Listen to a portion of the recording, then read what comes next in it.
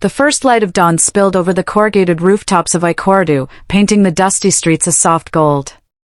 In a narrow alleyway, Ada adjusted the battered umbrella over her small roasting stand. The smell of burning firewood blended with the earthy aroma of maize as she arranged neat piles of freshly roasted corn cobs. Already, a small queue of neighbors and early commuters formed, eyes bright at the prospect of Ada's famous corn. "Ada, my dear, one extra cob today," called up Madame Funk, the proprietress of the local hair salon, waving a 10 naira note. Her laughter rippled down the street, warm and familiar. Ada smiled, her dark eyes gleaming. "For you, always too, Madame Funk." She handed over the steaming cobs, the kernels crackling under her touch. As the morning bustle grew, Ada's younger brother, Tund, bounded up carrying their mother's tin mug of Gary. "Big sis, don't forget to send money today. School fees due next week." His voice quavered on hope and desperation. She squeezed his shoulder, handing him a corn cob. "Patience, Tund. Once business picks up, I'll send double." But her heart twisted, every naira she earned formed the fragile lifeline for her family. By mid-morning, Ada watched the heat haze shimmer over the dusty road. A mother with twins in tow bought the last of her special spiced corn. As Ada packed away her empty pots, she wiped sweat from her brow and dreamed of something more, a life beyond dust and drudgery, where her hands could shape her destiny, not just roast corn on the roadside. Later that afternoon, at home, a cramped two-room flat with peeling paint, her mother, Mama Rose, sat on the scratched wooden bench. Lines of worry etched her face as money passes fluttered from Ada's purse. "Mama, I returned everything I made today," Ada announced, placing the earnings on the table. Mama Rose counted quickly, her expression bittersweet. "You are a blessing, my daughter. But the hospital bills, the loan sharks, they grow impatient." Ada squeezed her mother's hand. "I know. But tomorrow, I will find another way." She swallowed the lump in her throat. Each day's struggle tightened the noose around her family's neck, and she was the only one with the strength to pull them free. That night, Ada lay on the thin mat, listening to distant laughter from neighboring homes.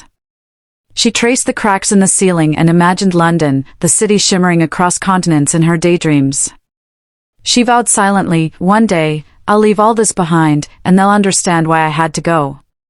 3 days later, fate itself seemed to intervene. As Ada roasted corn, a sleek black SUV rolled to a stop. Out stepped Mrs. Oyen, a tall woman draped in an Ankara dress of emerald and gold, her diamond-studded earrings catching the light. Her driver stayed near the car, her gaze fixed on Ada.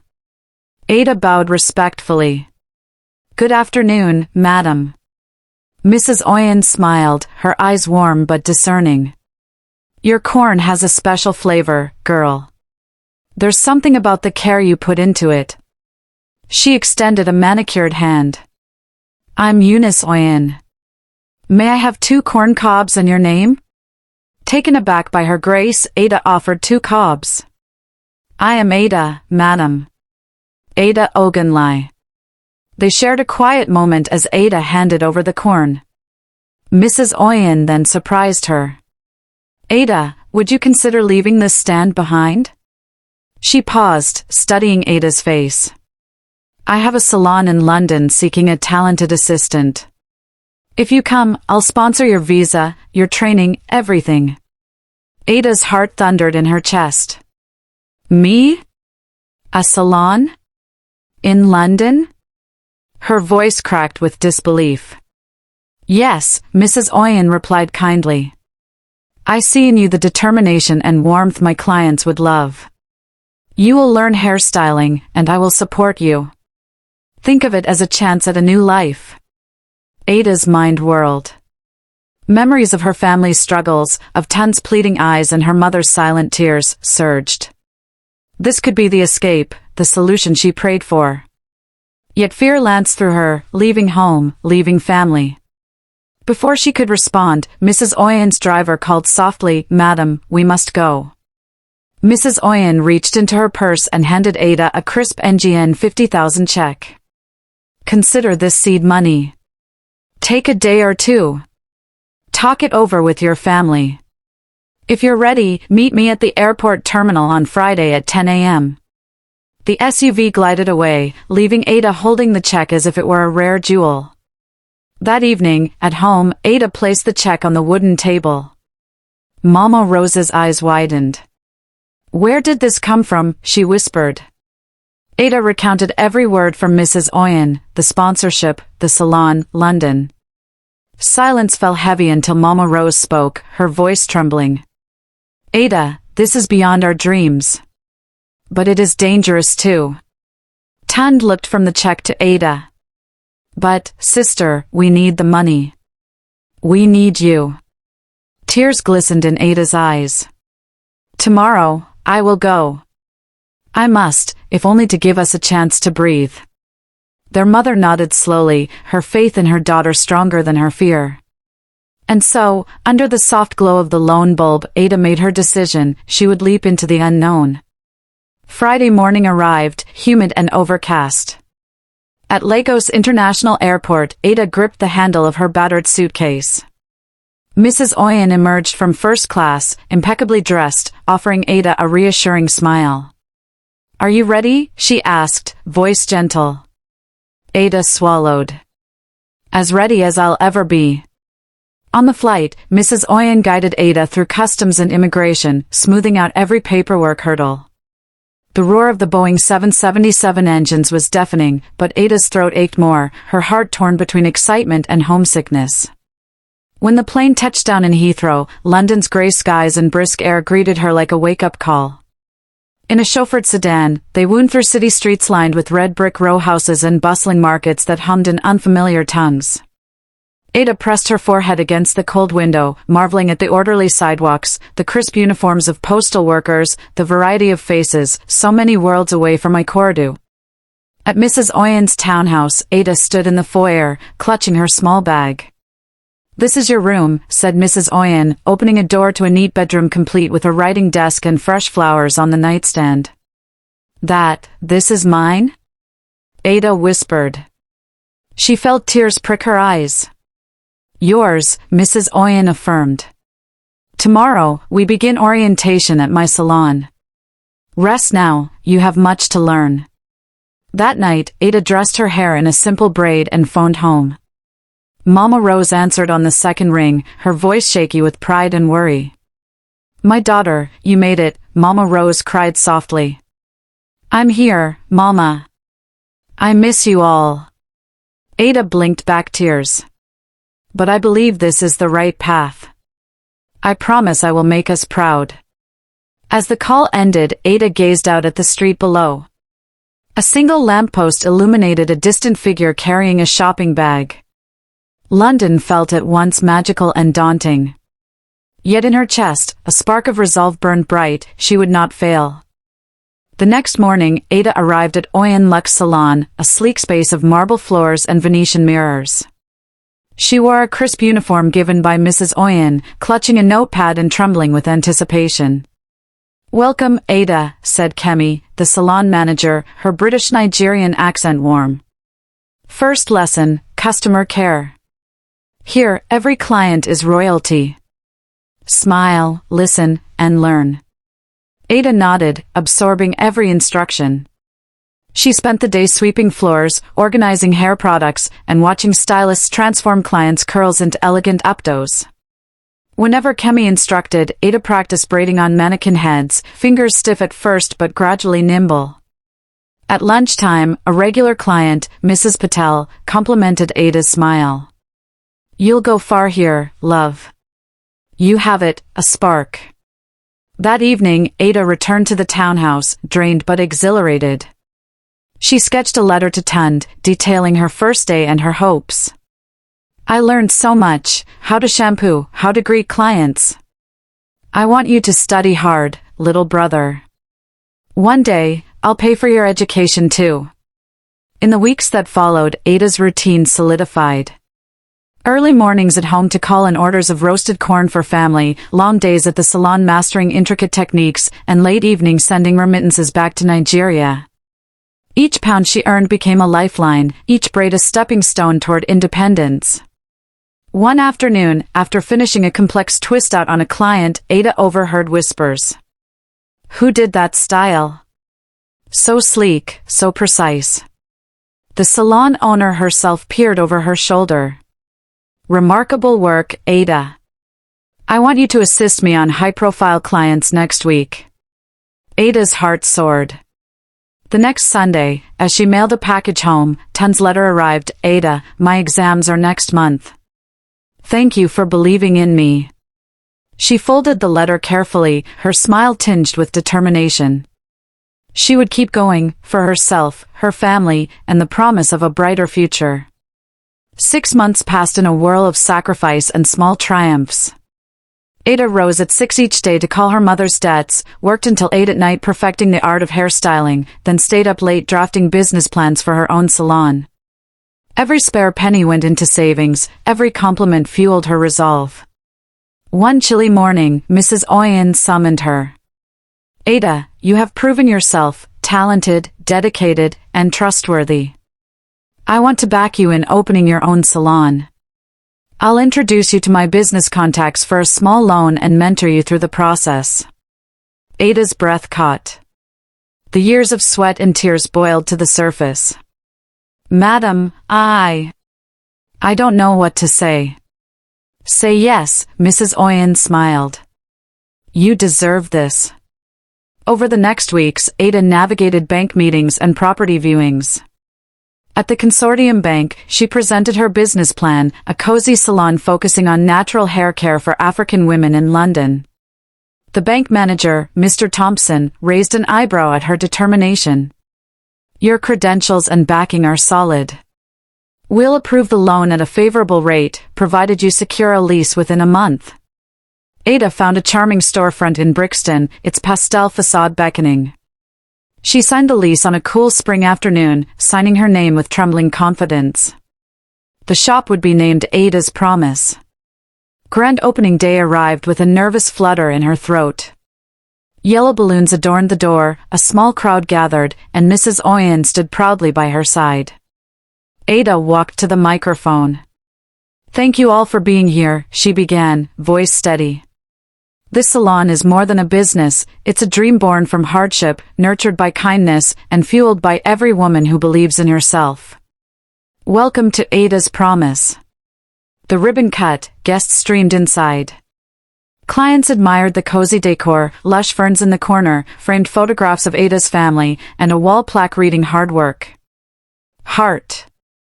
Hope. The first week thrummed with appointments, each satisfied client brought a new referral. That night, Ada sat alone in her salon, the chairs empty but her heart full. She thought of Mama Rose's proud tears when she heard the news, of Tun's excitement as he recounted his exam results, and of every struggle that led here. Her phone buzzed with a message from Mrs. Oyen, "You've made us all proud." Ada closed her eyes, letting the words wash over her. In that moment, Ada knew that success was more than wealth or reputation, it was the power to rewrite her destiny, to lift her family, and to light a path for others. As she switched off the lights and locked up, her reflection in the glass door smiled back, a woman forged by humility, tested by fate, and triumphant by her own design. The soft chime of her phone startled Ada just after dawn in London. She glanced at the screen, missed call, Mama Rose. Her heart fluttered. She tapped the call button, but it went straight to voicemail. Again, she tried Tund, they were usually chatty before school. No answer. Confusion and worry twisted her stomach into knots. After a busy morning at the salon, where she expertly executed a complex band-to-knot and twist hybrid, Ada ducked into the back office. She dialed home once more. On the third ring, a sleepy voice answered. Ada? Is that you? It was Kemi, her older sister, but her tone was clipped. Yes, Kemi, it's me. Why didn't you and Mama pick up? I've been calling all morning. There was a pause, then Kemi sighed. We've been busy. Mama's fine. Tund overslept for school. I had to run him there. Ada's chest tightened. Busy? Kemi, I sent money last week for school fees and rent. Did you get it? I saw the transfer, Kemi said, her voice flat. Don't worry about us. You've got your salon to run. Shock and hurt welled up inside Ada. Don't worry about us? I'm your sister, I'm your family. Kemi's sigh was heavy. I know, Ada. But you're in London now. Live your life. Then she hung up. Ada stared at the silent line.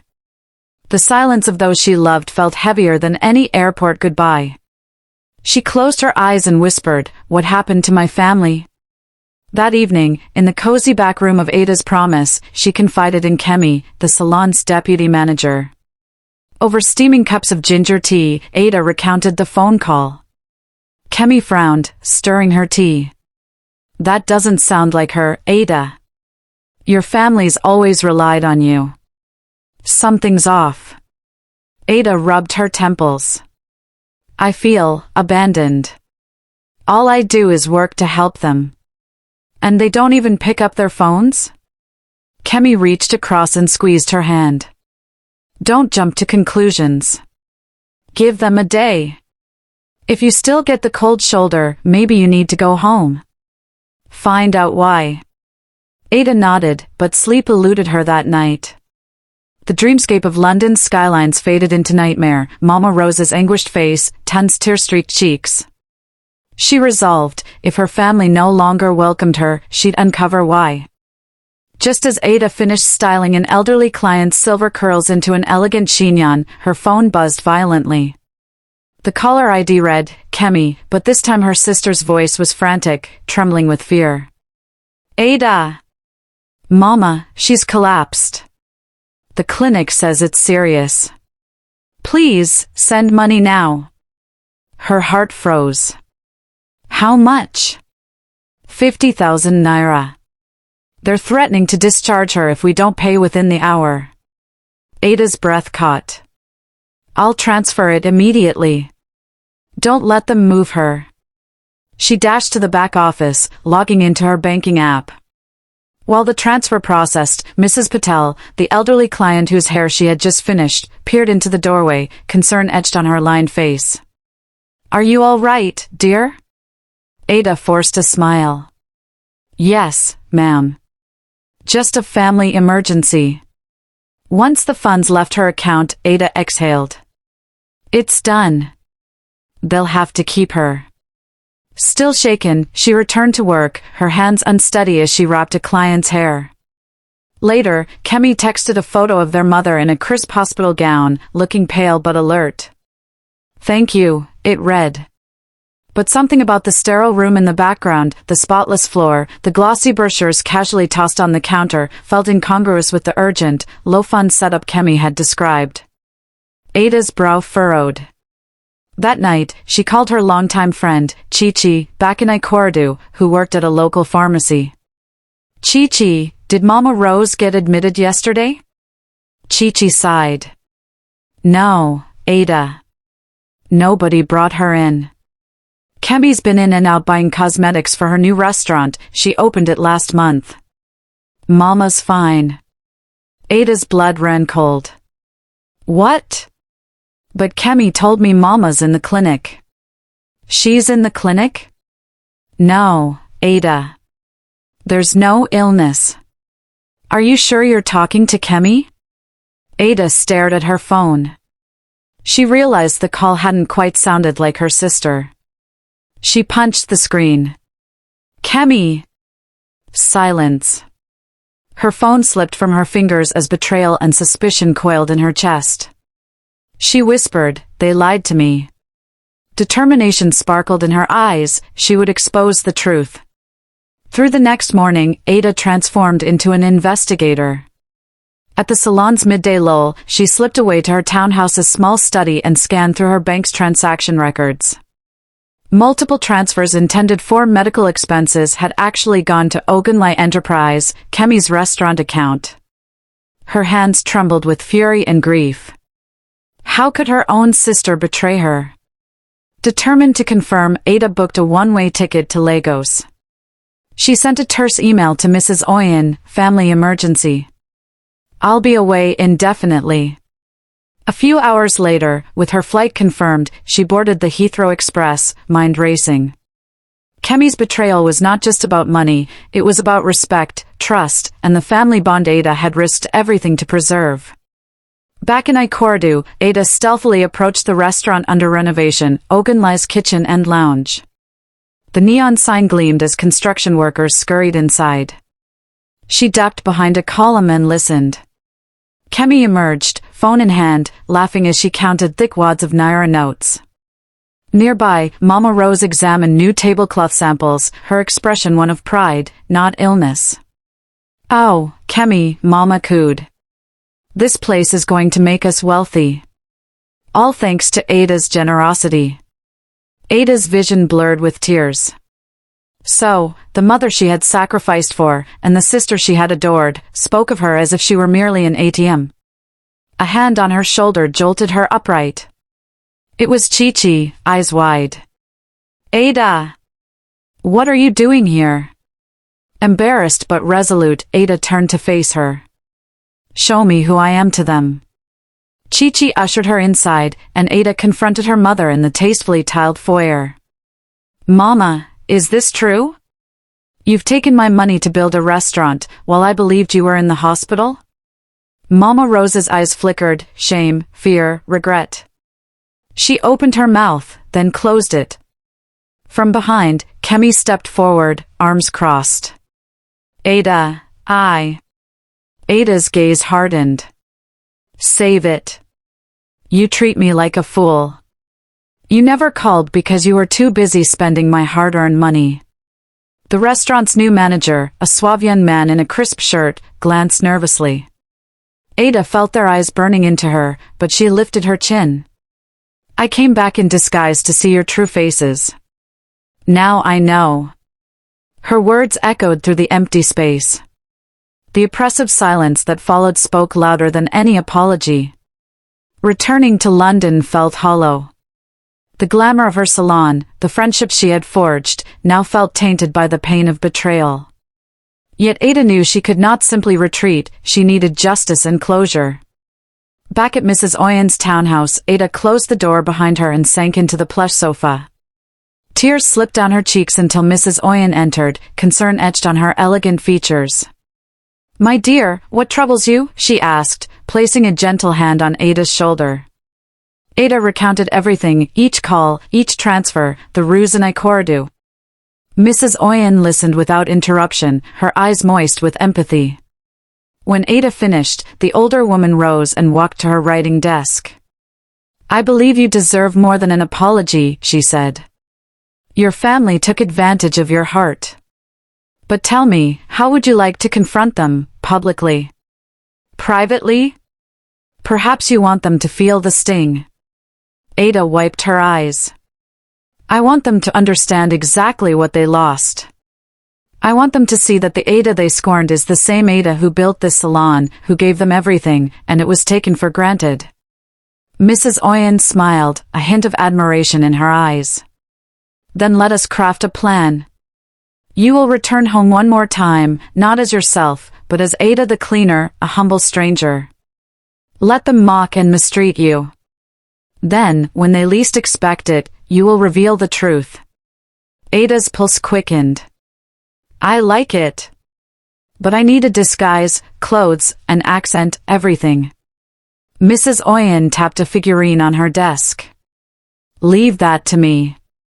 We'll transform you. And when you return, I'll supply cameras to record their reactions. Justice should be shared, but with grace." Ada nodded, steeling her resolve. The plan was set, she would return home, invisible and broken, only to rise, reveal, and reclaim her dignity. Months later, dawn broke over Ikorodu as Ada, now disguised with unkempt braids, a faded headscarf, and oversized clothes, slipped off a shared minibus. A battered tote bag hung over her shoulder. To any passerby, she was another struggling cleaner looking for work. She paused, taking in the familiar sights, the dusty road, the sari cloth umbrellas shading roadside vendors, the distant hum of motorcycles. Her heart pounded with a mix of nostalgia and resolve. At Ogunlai's kitchen and lounge, she walked in, stooping slightly. Kemi glanced up from the counter, too busy coordinating staff to register the stranger. Ada cleared her throat. I'm looking for work, cleaning, washing dishes, whatever's needed. Her voice was low, her accent flattened. Kemi looked her up and down, skepticism in her eyes. We don't need any help right now. Ada nodded submissively. She glanced at Mama Rose, who sat at a table, sipping fresh palm wine with the manager. Ada stepped forward. Please, ma'am, I haven't eaten all day. I'll do anything. Mama Rose turned, peering at her waves of braids and threadbare skirt. We don't hire people who look like you, she said, her voice polite but cold. You should go. Ada's throat constricted. She bowed slightly. Thank you for your time. She turned, shoulders hunched, but her eyes blazed. Outside, 10 passed by on his way to school. He saw her and paused. Hello, madam, need help? Ada's heart stung at his polite but distant tone. No, thank you. She swallowed the lump in her throat and kept walking, tears pricking her eyelids. As she strolled past the familiar alley to the market, she overheard street whispers, that cleaner talks too much. I heard she's crazy. Their words stung more than any slap. Yet with every rejection, Ada's resolve hardened. Tomorrow, she would return in her true self, and they would see the Ada they once crushed, standing taller than ever. Ada approached the low fence of her childhood home before dawn, her heart pounding as if she were an intruder. The warm glow of filament bulbs through the living room window revealed Mama Rose's silhouette, knitting yet another thank you Afrobeats blanket for a customer. Gathering courage, Ada cleared her throat and climbed the steps. Mama, she called softly, voice trembling. The knitting needles stilled, and Mama Rose looked up, her eyes widening as she took in the stranger in tattered clothes and unkempt braids. Who are you? Mama asked, voice shaking. A cleaner, ma'am, Ada lied, bowing politely. I heard you needed help around the house. Mama Rose rose, clutching her shawl. We don't need help. Please leave. Ada's chest constricted. But I grew up here. Mama's lips tightened. Not like that. You're not welcome. With those words, Ada felt the ground shift beneath her. She had returned seeking warmth and refuge, only to be frozen out by the very woman who had taught her to believe in family. Her shoulders sagged as she descended the steps and fled into the night, the quiet houses whispering her shame. Determined not to give up, Ada wandered to her sister Kemi's restaurant, Ogunlai's kitchen and lounge. The neon sign bathed the pavement in an electric pink glow. Through the glass doors, she saw waiters balancing trays, patrons laughing over plates of jollof rice and suya. Drawing a steadying breath, she entered. Hello, sir, she told the restaurant manager, Mr. Okonkwo, flashing her most humble smile. I'm here to clean. Mop floors, wash dishes, anything. He eyed her threadbare skirt and frayed blouse. You look capable. We're short-handed this morning. Come on in. He handed her a mop. As Ada scrubbed the tiled floor, her heart pounded with conflicting emotions, relief at having work, agony at working under an assumed identity in her sister's business. She moved with practiced efficiency, knees bent, back straight, every sweep of the mop fluid and confident. When the lunch rush hit, she wiped tables without complaint, glancing at the framed family photos on the walls, herself at childhood birthdays, Mama Rose beaming beside Kemi. Each image pierced her with regret and resolve. She reminded herself, this was only the rehearsal for her grand reveal. Mid-afternoon, Ada carried a bucket of soapy water past the kitchen door. Through the narrow window, she overheard Kemi's voice, sharp and amused.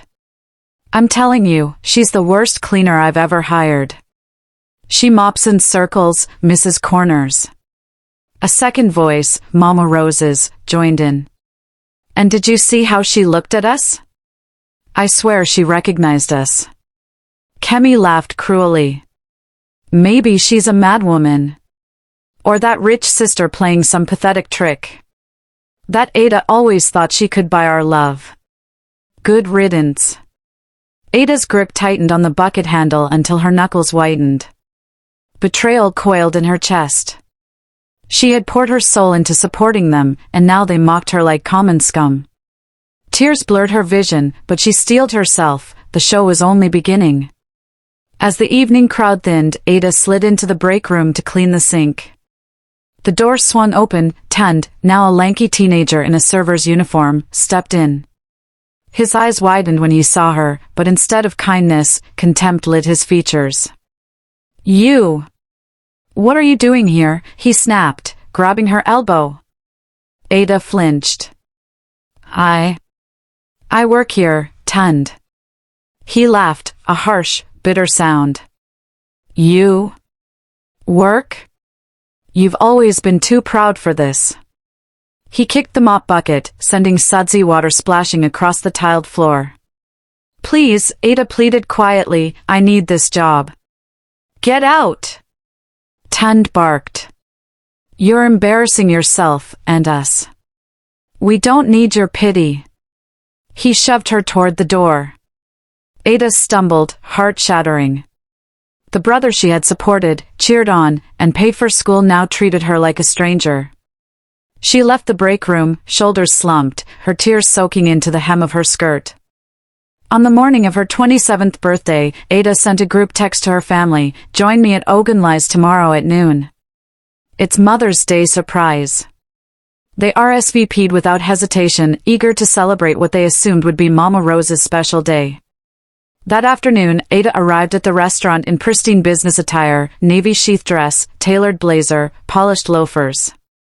She carried a slender envelope embossed with gold lettering, "Ada Ogunlai, founding partner, Elegance by Ada Limited." As the family entered, they were greeted by Ada the cleaner, who bowed deeply.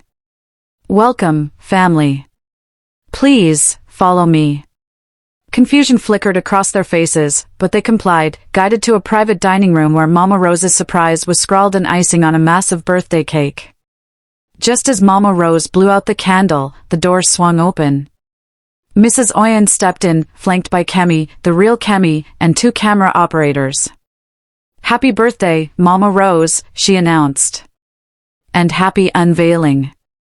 Ada strode forward, her heels clicking on the tile. She set the envelope on the table and removed her headscarf, revealing the sleek hairstyle of a successful entrepreneur. "I am not Ada the cleaner," she proclaimed, voice ringing.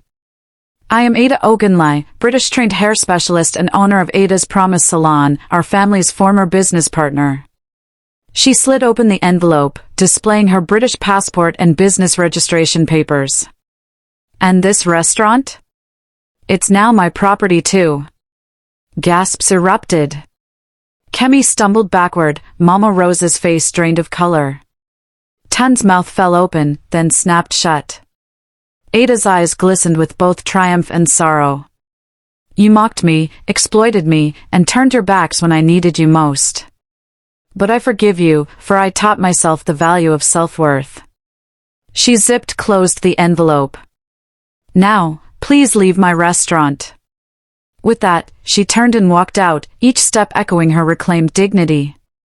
Outside, Mrs. Oyen took her arm. "You were magnificent." Ada inhaled the warm evening air, free, powerful, and finally at peace. The hush that followed Ada's unveiling lingered like a heavy fog. Mama Rose's eyes brimmed with tears as she fumbled for words. "Ada, my daughter," she whispered, voice cracking. Kemi sank to her knees, face buried in her hands. "I'm so sorry, Ada. We never meant."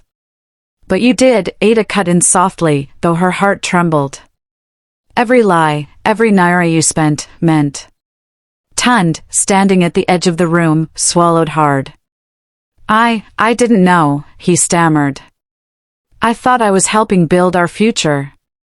Ada's gaze softened just enough. "You built one, without me in it." Silence pressed in. The flicker of shame in her family's eyes was almost satisfaction enough. Mrs. Oyen stepped forward, handing Ada a framed video playback of the morning's reveal. On screen, the family's shame was laid bare for them to watch. As Mama Rose watched her shocked reflection, she collapsed into a chair, grief overtaking her pride. Ada watched her mother's tears and felt the last shreds of guilt lift. The moment was complete, truth had spoken. That evening, under the soft glow of her porch lamp, Ada called Mrs. Oyen. The older woman arrived with warm hugs and words of comfort. "You've shown them the power of your truth," Mrs. Oyen murmured, placing a hand on Ada's shoulder. Ada exhaled, eyes rimmed red. "I thought I wanted reconciliation. But their betrayal was too deep." "You have every right to choose yourself first," Mrs. Oyen said gently. "Sometimes love means letting go." Ada nodded, tears falling freely. "I'm done waiting for their remorse. I'll build what I want, on my own terms." The following morning, she sent a brief message to her family, "Thank you for the lessons. I wish you well, but I must walk my own path." No response came, and Ada felt both sting and relief. She folded away the phone and stepped into the fresh London air, unburdened and free. With new resolve, Ada rented a bright studio in Covent Garden. Phoenix by Ada, the sign gleamed above the door. Inside, exposed brick walls framed sleek styling chairs and a display of her handcrafted hair oils. Her first client, Zara, a young artist with natural curls, sat before her. "I heard about your story," Zara said, eyes shining. "I want my hair done by someone who understands rebirth." Ada smiled, hands steady. "Let's give you wings." Word spread quickly. Each braid, each twist-out told a story of resilience. Ada recruited 2 apprentices, teaching them not only technique but the mindset of self-worth. Late nights found her sketching expansion plans on the studio's blank walls. She called it art in progress, a reflection of her own journey. A local fashion blogger posted a video of herself at Phoenix by Ada. Within hours, it racked up thousands of views. Clips of Ada unveiling her family's betrayal, intercut with her new salon's uplifting atmosphere, went viral across Instagram and TikTok. One morning, Ada read through comments. "This is the most inspiring story I've ever seen. She turned pain into power, go Ada! Her braids are fire and her message even hotter." A journalist from The Guardian called for an interview. In a sunlit cafe overlooking the Thames, Ada sipped her tea as cameras rolled. "How did you find the strength to rebuild?" the reporter asked. Ada paused, gazing out at the river's steady flow. "I realized my worth was never theirs to define. I rebuilt by believing in myself first." Her words resonated worldwide. Requests for interviews, salon bookings, and speaking engagements poured in. Ada had become more than a stylist, she was a symbol of self-respect and resilience. Months later, on a crisp autumn morning, Ada hosted a grand reopening of Phoenix by Ada's expanded second location. Friends, mentors, and new clients filled the space, laughter and celebration mingling with the scent of fresh coffee and shea butter. Before the ribbon cutting, Ada looked around at the gathered crowd. Mrs. Oyen stood beside her, tears of pride shimmering. Zara adjusted the microphone. "Here's to Ada," Zara began, "who showed us that our worth isn't measured by who loves us, but by how fiercely we love ourselves." Ada took the scissors. "To new beginnings, may we always rise from our ashes." Cheers erupted as the ribbon fell.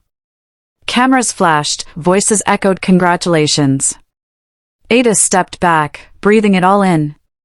In that moment, surrounded by genuine support and the hum of possibility, she knew this was only the beginning of a life defined by self-love, integrity, and unshakable hope. The end.